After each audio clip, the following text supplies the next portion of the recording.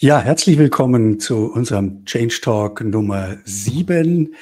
Hier heute ist Freitag, der 19. Juli. In der vergangenen Folge hatten wir uns mit psychologischer Sicherheit beschäftigt. Wer sich da noch dran erinnert, psychologische Sicherheit in Veränderungsprojekten. Und da haben wir mittlerweile ein White Paper erstellt. Das könnt ihr auf unserer Webseite unter Knowledge Base kostenlos herunterladen. Heute geht es um Empathie. Empathie war das letzte Mal tatsächlich auch ein Thema, das aus euren Kreisen in den Kommentaren genannt wurde. Alles nichts ohne Empathie sinngemäß und nicht zuletzt deswegen beschäftigen wir uns heute damit. Wir stellen nämlich immer wieder fest, wie stark die technisch und fachliche Seite in Veränderungsvorhaben dominiert, zulasten sozialer und emotionaler Aspekte, und das gilt leider immer noch auch sehr häufig für die Skills von Führungskräften. Dort dominiert sicherlich ausgezeichnetes Fachwissen, obwohl es aber eigentlich ganz andere Fähigkeiten bräuchte, um diverse interdisziplinäre und ja ebenfalls fachlich versierte Teams für Veränderungen zu gewinnen und durch Veränderungen zu führen. Und eine dieser Fähigkeiten eben ist die Empathie. Das Vermögen, sich in andere einfühlen zu können, mal so als vorläufige, unverbindliche Definition. Und wir wollen heute in der Folge unseres Change Talks darüber sprechen, ob man Empathie eigentlich lernen kann, wenn es doch so ein wichtiges Skill oder Soft Skill für Führungskräfte ist.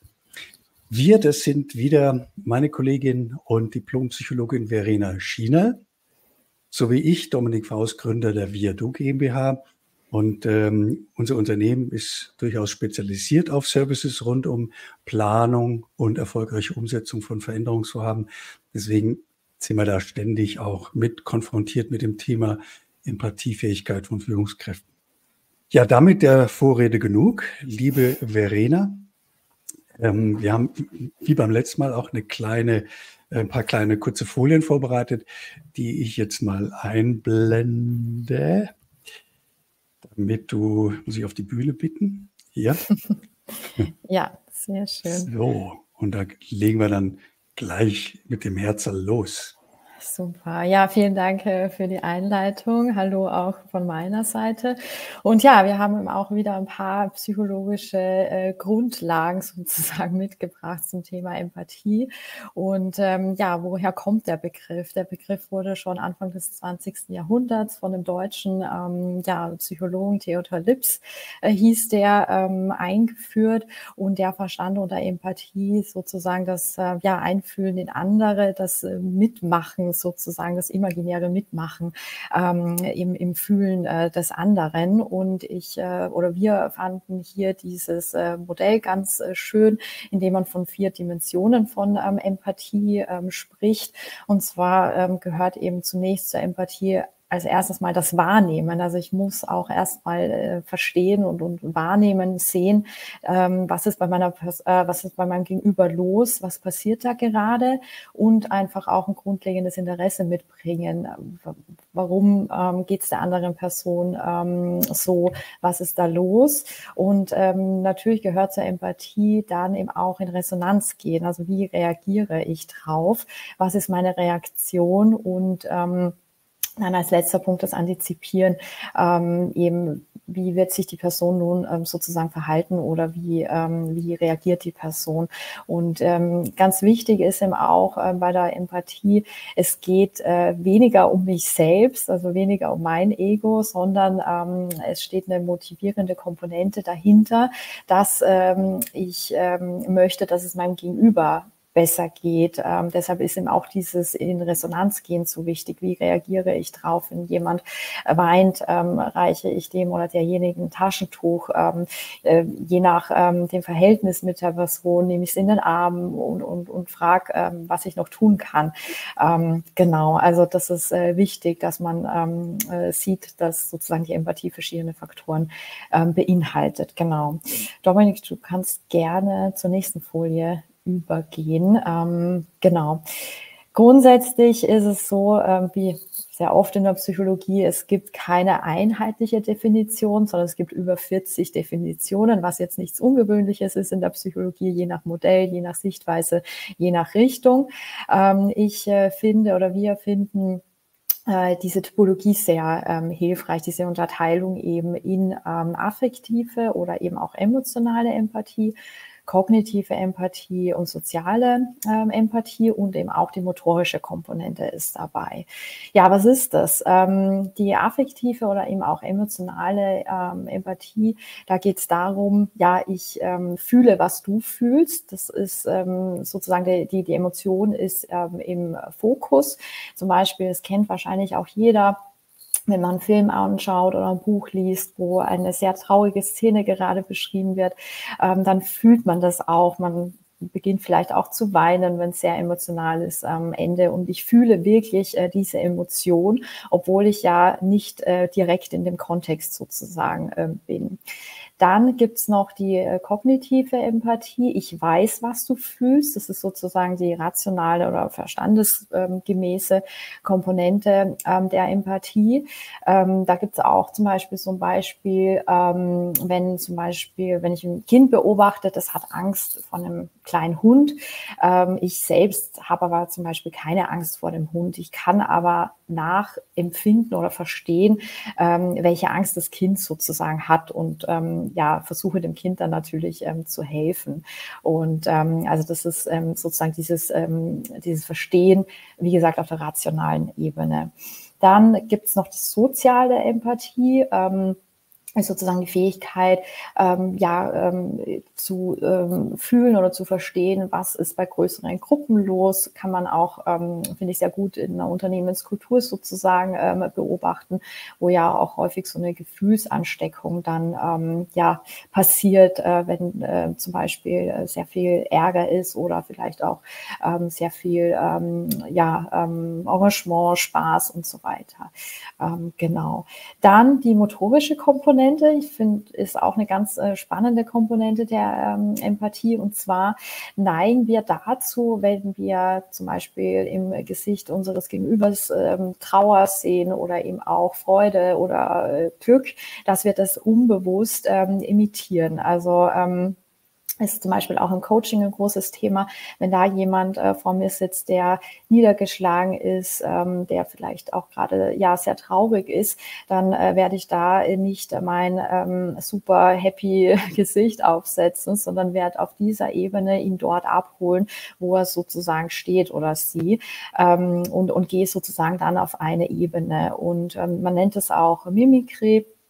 Gibt es ja auch in der Tierwelt und da spielen aber auch die Spiegelneuronen mit, die wir schon bei der psychologischen Sicherheit hatten, dass wenn wir ein Verhalten eben dann auch beobachten bei jemand anderen, zum Beispiel wenn jemand zu weinen beginnt, dass ich selbst einfach auch traurig werde und wie gesagt, das passiert unbewusst und im Idealfall bringt man all diese Komponenten sozusagen mit.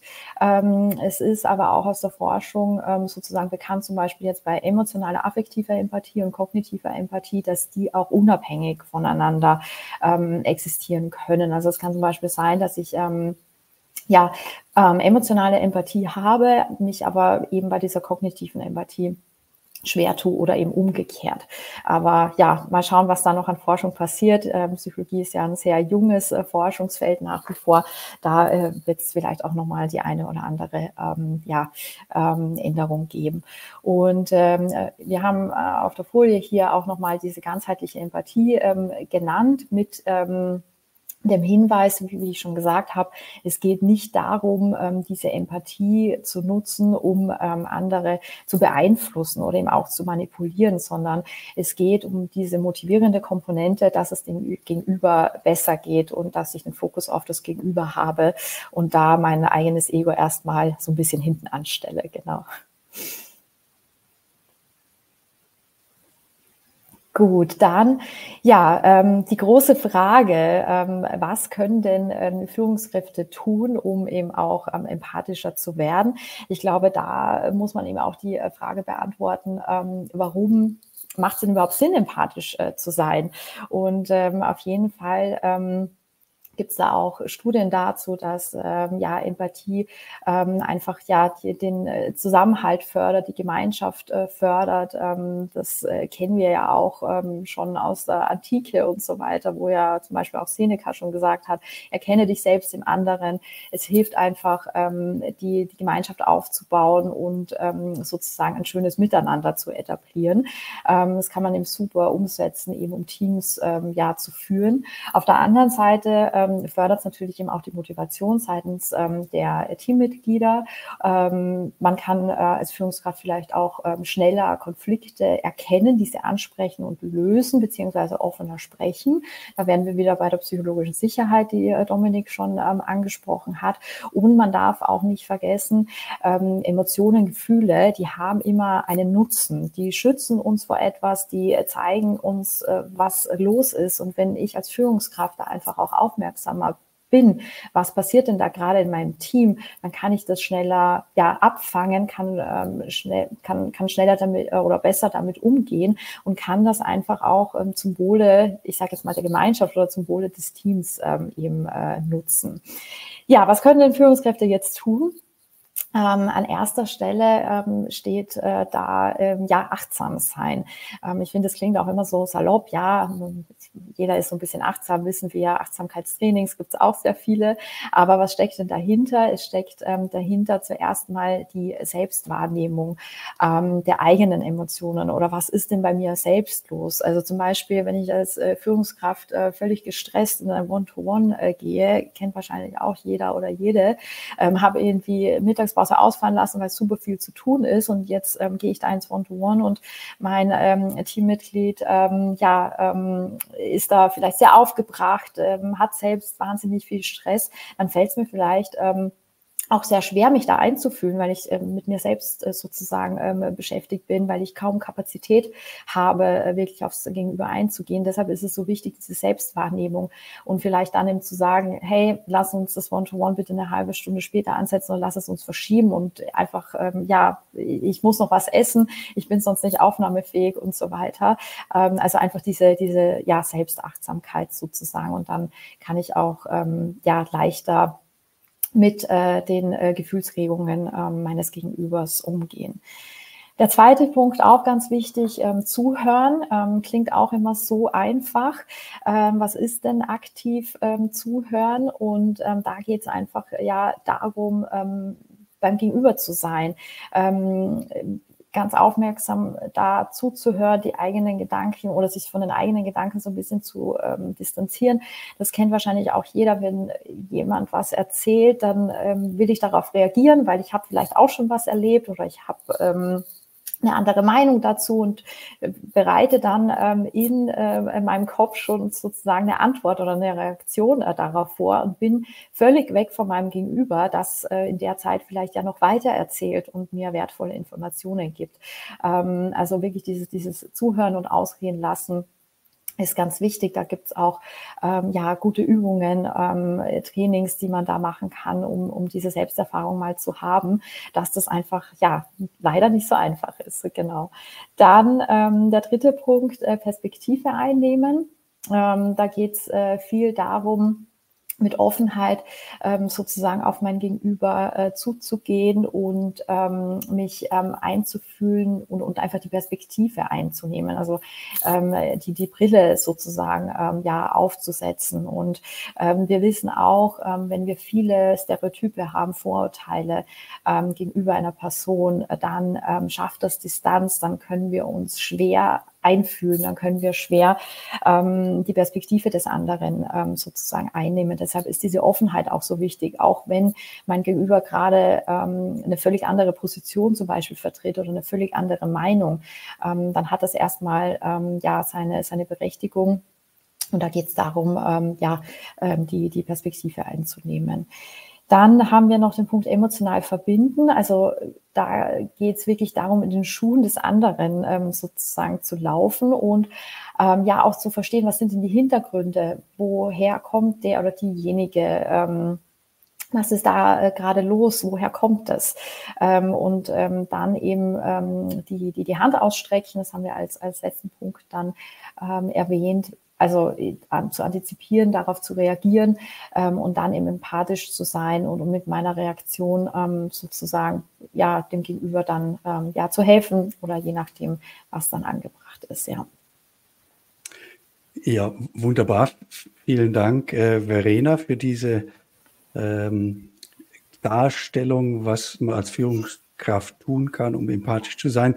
Ich glaube, es wird da auch durch deine Ausführungen nochmal deutlich, dass es eben nicht eins ausreicht, dass man jetzt nur zuhört und dann empathisch glaubt zu sein, sondern dass es alles dazu gehört, also die Eigenachtsamkeit, also vieles auch mit sich selbst zu tun hat und mit sich selbst zu beschäftigen, ist auch zeitintensiv. Du sprachst ja auch von Coachings und von entsprechenden Trainingsmöglichkeiten. Das bringt uns dann zu der Frage, die ja quasi heute mehr oder weniger im Mittelpunkt stehen soll, ob man Empathie als Führungskraft lernen kann.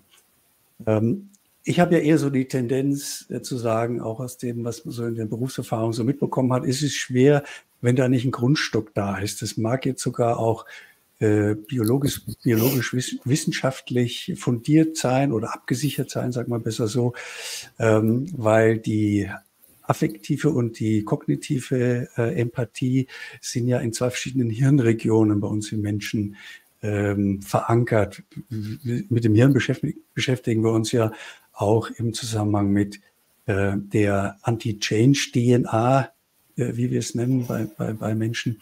Also ich will sagen, die emotionale Empathie und die kognitive Empathie sind in zwei verschiedenen Hirnregionen und können eben auch vorhanden sein oder nicht vorhanden sein. Du hast es ja vorhin schon gesagt. Jetzt frage ich mich, wenn nichts vorhanden ist, kann ich es dann lernen oder brauche ich nicht doch, und das ist so meine Theorie, brauche ich nicht doch eine gewisse Grundempathie, die vorhanden sein muss und kann darauf vielleicht aufbauen.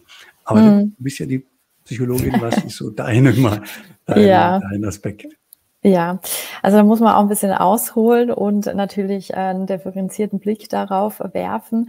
Wenn man sagt, Empathie ist ja auch einfach ein Teil der Persönlichkeit, muss man sich erstmal anschauen, was wird denn an Persönlichkeit vererbt und was wird sozialisiert sozusagen später. Und da gibt's schon länger Forschung dazu, die auch relativ ja gleich bleibt momentan, dass man sagt, so ungefähr die Hälfte ist genetisch bedingt, die Hälfte wird eben durch Erziehung, durch Sozialisation sozusagen mitgegeben. Und grundsätzlich fängt ja diese Empathie schon an im Säuglingsalter, wo es darum geht, dass die Eltern ja mit viel Körpersprache auf das Kind eingehen, beziehungsweise eben auch die Körpersprache des Kindes deuten, weil können ja nicht sprechen, sondern man ist nur auf diese Mimik und Gestik sozusagen abhängig.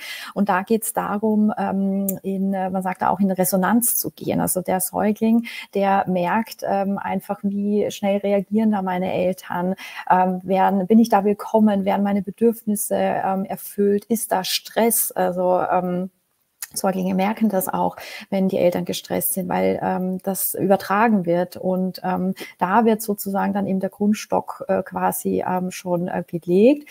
Was jetzt aber nicht heißt, wenn ich es jetzt nicht zum Beispiel von meiner Persönlichkeit schon vererbt bekommen habe und vielleicht eben nicht so ideale Voraussetzungen in der Kindheit hatte, heißt das jetzt nicht, ich kann nachher nichts mehr tun. Da muss man natürlich dann auch nochmal genauer drauf schauen. Also es gibt ja einige Hindernisse für Empathie. Traumata zum Beispiel oder wenn ich zum Beispiel auch eine sehr unsichere, vermeidende Bindungsstil erlebt habe in der Kindheit, dann bin ich auch so ein bisschen vorsichtiger, was Nähe betrifft, dann will ich mich da eher schützen und abgrenzen und das verhindert sozusagen einfach auch, dass ich empathischer werde, logischerweise.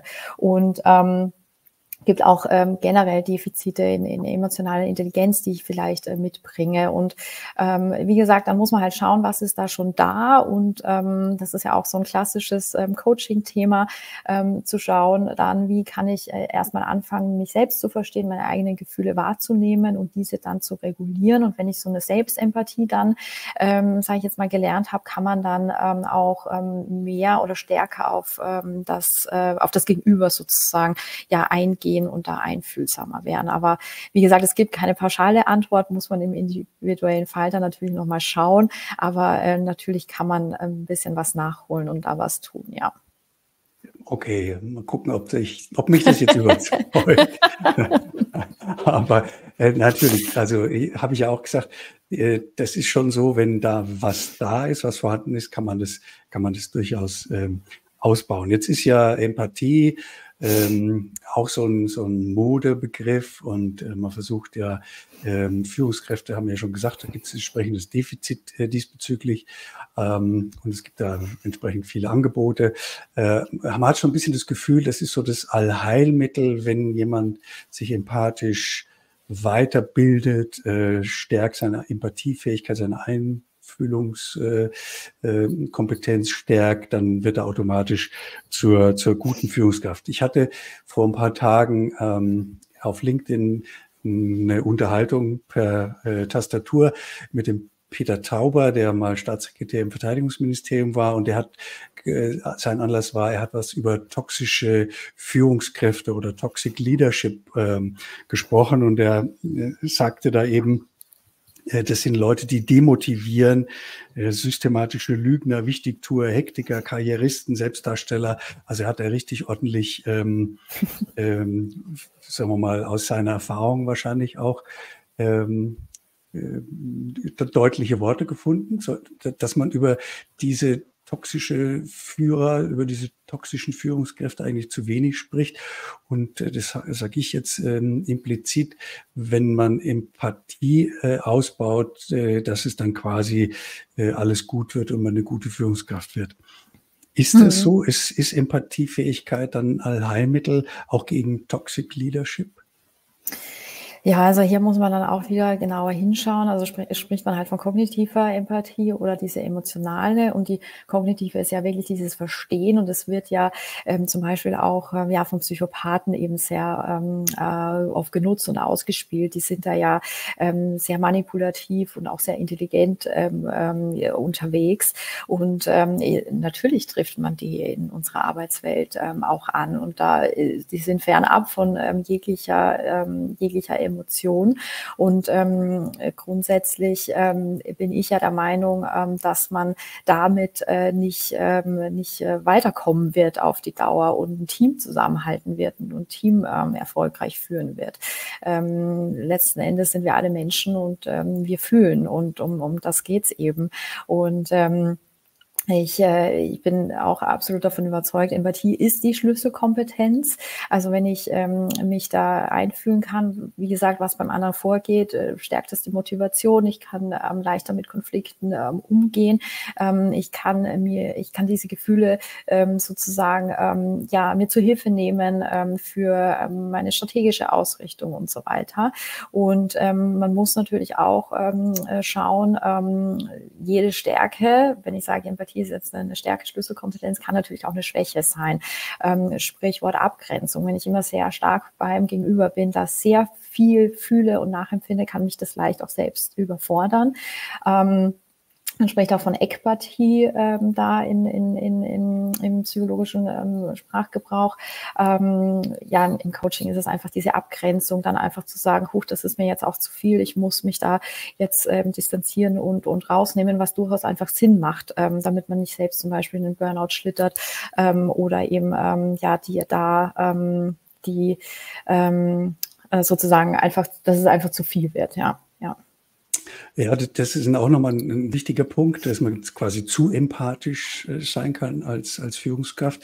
Ich wollte mal kurz zurück auf dieses Thema, ob es ein Allheilmittel ist gegen toxische Führung. Dann haben wir natürlich auch eine hohe Verantwortung bei den Personal- und Führungskräfte-Entwicklungs- oder Entwicklern. Also dort zu gucken, Empathiefähigkeit auszubauen, ja, aber eben zu schauen, dass nicht die kognitive ausgebaut wird, sondern dass auch die affektive Empathie, also Ja. dort, wie du sagst, wo die Emotionen oder die emotionale Seite und als Unternehmen, das auf soziale und emotionale Aspekte von Veränderungen eben einen Schwerpunkt hat, ist es halt auch, sagen wir mal, für uns ein Anliegen, dass Führungskräfte diesbezüglich weiterentwickelt werden oder überhaupt entwickelt werden und man das in entsprechenden Kursen auch mit einbaut, damit Veränderungen gelingen. Ne? Wir haben ja immer diese Zahl von 70-85%, auch je nach Größe in den großen Unternehmen scheitert es halt noch öfter als in kleinen Unternehmen. Und deswegen haben halt Führungskräfte, egal auf welcher Ebene, auf C-Level und auf mittlerem Management, dort insbesondere halt eine hohe Verantwortung für den Erfolg von Veränderungen. Und wenn die Empathie affektiv und kognitiv nicht gleichermaßen stark entwickelt sind, und wir haben ja noch von der sozialen Empathie gesprochen, also auch Organisationen oder Belegschaften entwickeln ja Emotionen, wie du eingangs gesagt hast. Gerade bei Veränderungen, da hat man ja meistens Angst, Wut, Trauer, das sind ja so Grundemotionen, die da zum Vorschein kommen. Und mit denen muss man sich ja dann auseinandersetzen als Führungskraft. Und wenn man es dann nicht kann, weil man vielleicht zu wenig emotionale Empathie mitbringt, ist schwierig.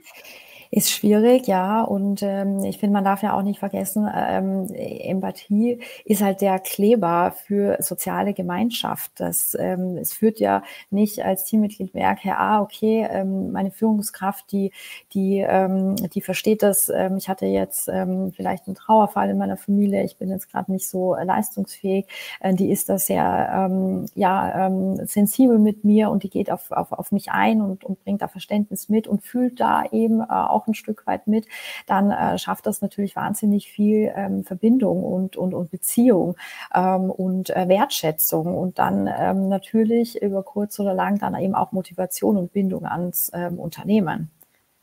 Ja, du hast jetzt ein schönes Beispiel mit dem Trauerfall in der Familie. Kann man selber als Führungskraft auch, sagen wir mal, leichter nachvollziehen, weil irgendeine Trauererfahrung haben wir ja fast alle. Ich habe so ein bisschen auch die Erfahrung gemacht, dass diese externen, also auch eine Art von Veränderung für einen Beschäftigten, jetzt wie in dem Fall ein Trauerfall, dass Führungskräfte für solche Fälle mehr Verständnis haben als für interne Emotionen, also Reaktionen auf Dinge, die intern laufen. Da muss, glaube ich, eine Führungskraft auch nochmal eine Schippe drauflegen, um dieses Verständnis, von dem du sprichst, auch aufzubringen. Und da kann es halt helfen, wenn in der Führungskräfteentwicklung da entsprechende Schulungsmaßnahmen mit dabei sind. Ja, absolut. Gibt es denn, weil wir vorhin von Mode gesprochen haben, noch so ein oder Modewort, Empathie, da gibt es das andere Modewort, ist emotionale Intelligenz. Magst du da mal kurz drauf eingehen, wie die zwei in welchem Verhältnis die stehen? Ja, also emotionale Intelligenz ist ja nochmal ein größeres Konstrukt und Empathie ist sozusagen eine Teilkompetenz sozusagen davon. Und zur emotionalen Intelligenz zählt eben auch noch diese Selbstwahrnehmung der Gefühle, diese Selbstregulation. Ich merke, ich bin gerade sehr, sehr wütend. Ich lasse meinen Ärger jetzt aber nicht bei meinem Team aus, sondern kann damit umgehen und kann mich da auch wieder regulieren sozusagen. Genau, also wie gesagt, diese emotionale Intelligenz ist ein größeres Konstrukt, eben auch wissenschaftlich nachgewiesen, dass es diese Intelligenz gibt und Empathie ist eben Teil davon, aber bedingt sich natürlich auch immer ein bisschen gegenseitig, logischerweise. Jawohl, dann gucke ich auf die Kommentare. Ich kann jetzt hier bei mir im System keine Kommentare sehen. Möglicherweise hast du ja auch alles zur Zufriedenheit der Teilnehmenden erklärt und dargelegt. Wir haben sind in der letzten Minute zusammengefasst. Wenn die Eingangsfrage war, kann man Empathie lernen? Man kann es lernen, wenn entsprechender Sockel vorhanden ist.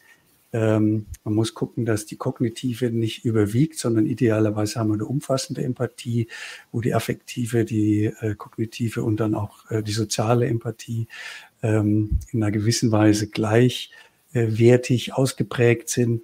Dann haben wir quasi die ideale Empathie, die umfassendste Empathie.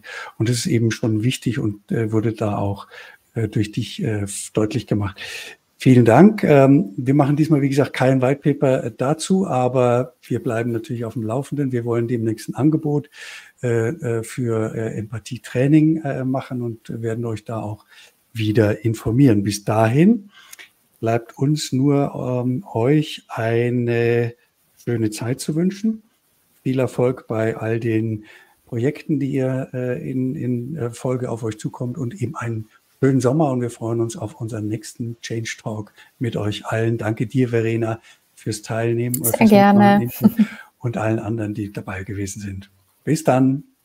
Ciao. Tschüss. Tschüss.